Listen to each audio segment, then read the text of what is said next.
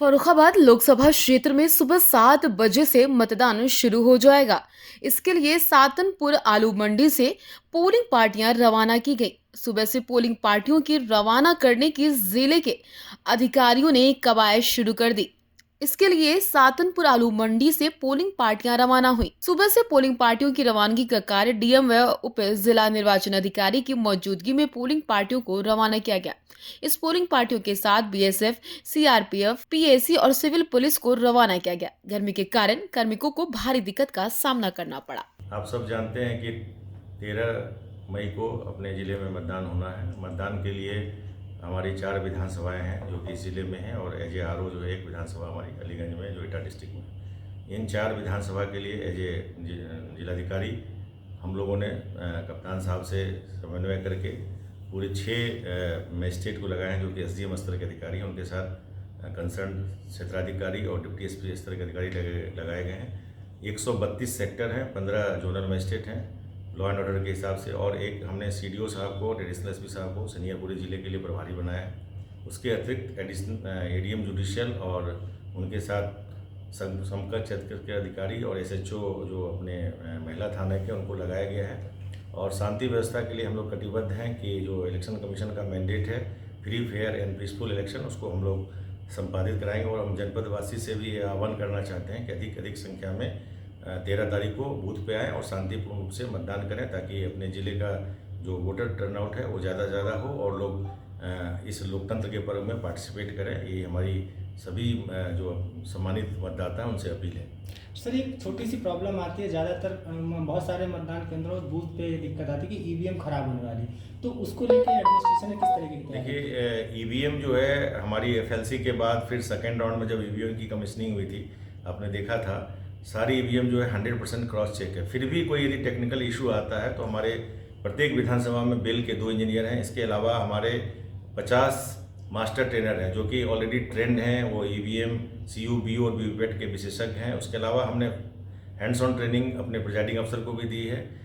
हमारे सारे जो मजिस्ट्रेट हैं वो ऑलरेडी ट्रेंड हैं, तो ईवीएम की कहीं कोई दिक्कत नहीं होगी। इसके अलावा भी हमने स्पेयर ईवीएम जो है, रिजर्व ईवीएम जिसको कहते हैं, हमने सभी सेक्टर मजिस्ट्रेट को और जोनल मजिस्ट्रेट को, इसके अलावा इंटरमीडिएट हमने ईवीएम के स्टोर भी बनाया जो कि एआरओ, कंसर्न एआरओ के पास रहेंगे। तो कोई भी यदि दिक्कत आती है और एक ही अल्टरनेट बचता है कि ईवीएम चेंज करना, तो हम ईवीएम समय चेंज करा लेंगे। इसमें किसी को कोई घबराने की जरूरत नहीं है। हमारे जिले में पर्याप्त रिजर्व ईवीएम है और हमारे पास टेक्निकल बैकअप भी है।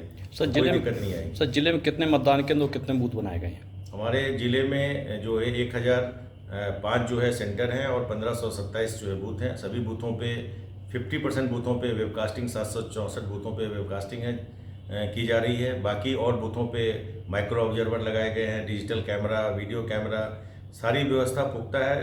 किसी भी मतदाता को कोई असुविधा नहीं होगी। वोटर लिस्ट भी हर संभव कोशिश की है कि बिल्कुल प्योर है, प्योरिटी रहे। वोटर इन्फॉर्मेशन स्लिप भी हमने बंटवा दी है।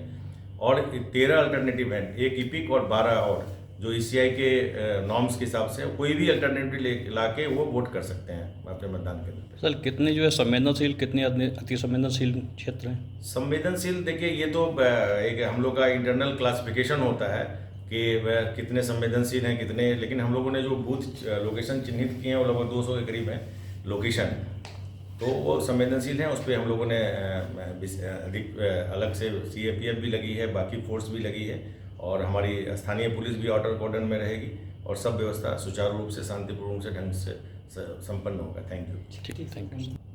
13 मई को जनपद फर्रुखाबाद में लोकसभा 2024 का चुनाव है और इसकी तैयारी पुलिस ने पूरी तरह से कर ली है। और आप लोग के संज्ञान में लाना चाहते हैं कि हमें लगभग 15 कंपनी सीएपीएफ बल प्राप्त हुआ है, जिसे हमने लगभग 192 पोलिंग स्टेशन लोकेशंस पे डिप्लॉय किया है। इसके अलावा सिविल पुलिस का भी कंटिंजेंट हमें प्राप्त हुआ है, जिसमें कि 421 सब इंस्पेक्टर हैं, और इसके साथ 3790 कांस्टेबल, हेड कांस्टेबल हैं, और इसके साथ हमें ऑक्सिलरी फोर्स होमगार्ड के रूप में भी प्राप्त हुआ है, जो लगभग 2688 हैं। और इतने लोगों को सेंटर्स पे और लॉ एंड ऑर्डर मेंटेन करने के लिए डिप्लॉय किया जा रहा है, और हम लोग पूरी तरह से आश्वस्त हैं कि एकदम शांतिपूर्ण चुनाव होगा, भयमुक्त चुनाव होगा। और आपके माध्यम से सभी जनपदवासियों से मैं निवेदन करता हूं कि वो बाहर निकल के वोट करें, और जो एक वातावरण प्रोवाइड किया जा रहा है पुलिस और प्रशासन के द्वारा, एक चुनाव का महोत्सव का वातावरण प्रोवाइड किया जा रहा है। इसको सही में चुनाव का महोत्सव बनाएं। सर कुछ जो है जो मध्य स्थल हैं या बूथ बोलते हैं तो वो कुछ जगह पे एक तरीके से अराजकता अभी भी माहौल कभी कभी होता है, उससे निपटने के लिए डिस्ट्रिक्ट एडमिनिस्ट्रेशन ने क्या तैयारी की है? तो ये तो जो मैंने बताया ऐसे इतने फोर्स डिप्लॉय किए स्पेशली इलेक्शन पर्पज से। इसके अलावा भी हम लोगों ने क्लस्टर मोबाइल बना रखा है।